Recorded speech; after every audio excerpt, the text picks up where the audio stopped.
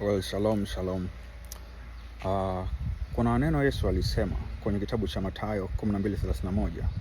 Akasema, kwa sababu hiyo nawaambia, kila dhambi na kila neno la kufuru watasamehewa wanadamu, ila kwa kumkufuru Roho Mtakatifu hatasamehewa. Kumkufuru Roho Mtakatifu ina maana gani? Kumkufuru Roho Mtakatifu inamaanisha ni kuzipinga kazi zake, ama kuzipa utukufu, kumpa utukufu roho mwingine kwa kazi za Roho Mtakatifu. Kwa mfano, unaona vitu vya kimungu afu unasema no, yule sio Mungu. Haleluya. Yaani muujiza amefanya Mungu afu unasema no, that is not God. Mungu atembei vile. Maana umemfunga Mungu kwenye mipaka yako ya kibinadamu.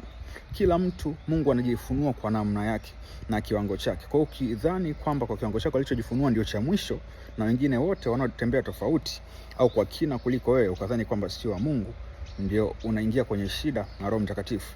Kwa kumkufuru Roho Mtakatifu ni kuzipinga kazi zake na kumpa utukufu roho mwingine tofauti na roho wa Mungu. Haleluya. Ndio maana inabidi uwe Mkristo ambaye umejaa Roho Mtakatifu, unamjua Mungu, umejaa neno, ili ujue kwamba ili tendo hapa ni roho wa Mungu amehusika.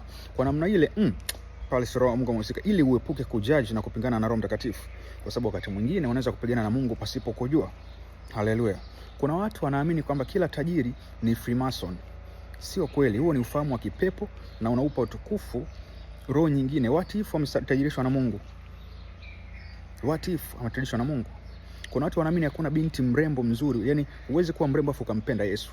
Kila mrembo kanisani unamuona ni kahaba. Child of God. Kuna mtu anaamini kwamba ukiwa na muonekano huwezi kuwa kijana unayempenda Mungu. Yaani ukiwa na appearance tu huwezi kumpenda Mungu au huwezi kubeba nguvu ya Mungu. Who told you that? Nani alikwambia hivyo? Kuna mtu anaitwa Yusufu kwenye Biblia, child of God. The man was very handsome. Kuna binti anaitwa Esther kwenye Biblia. She was very very cute, very beautiful. Sarah, Rebecca. Kwa tuna mtazamo wa ajabu sana. Tumemfunga Mungu kwenye boksi.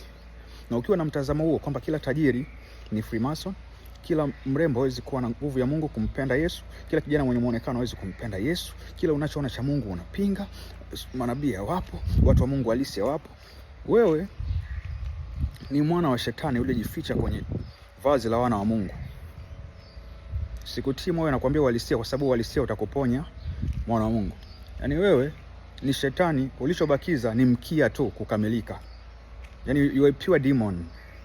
Bado mkia tu. Haleluya.